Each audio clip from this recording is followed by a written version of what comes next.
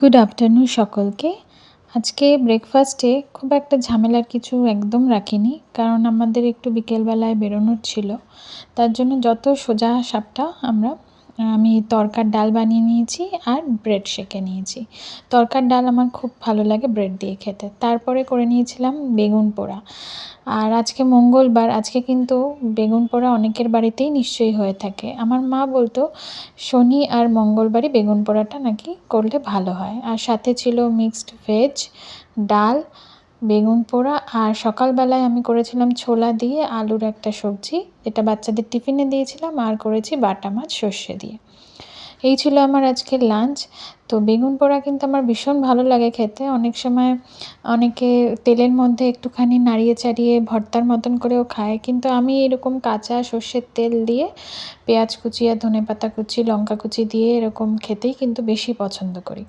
আর খেতেও সত্যিই দারুণ হয়েছিল। আমার মেয়ের ভীষণ পছন্দের এই বেগুন পোড়া। তো ও তো চেটে চেটে অনেকটাই খেয়ে নিয়েছে রুটির সাথে। তারপরে আমরা বেরিয়ে পড়েছিলাম একটু দূরে একটা পাহাড়ের কাছে একটা ফার্ম হাউসে।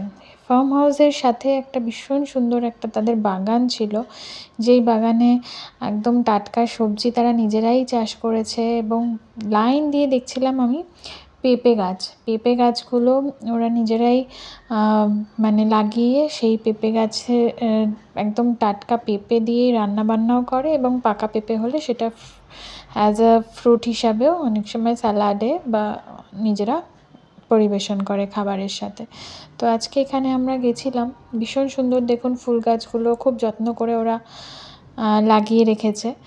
আর খুব সুন্দর ফার্ম হাউসটা, মোটামুটি দোতলা মতন ঘর আছে, এবং ফ্যামিলির অনেকে মিলেই কিন্তু ওখানে ঘুরে আসা যায়। সামনে একটা ছোট্ট কুকুর ছিল, তো সেই কুকুরটাকে নিয়ে কিন্তু বাচ্চারা ভীষণ মজা করেছে, খেলেছে। বাচ্চা কুকুর, আর দেখুন লেজও নাড়াচ্ছিল তাই আমাদের দেখে। তো এই ছিল আশেপাশের সিনটা, খুব সুন্দর জায়গাটা।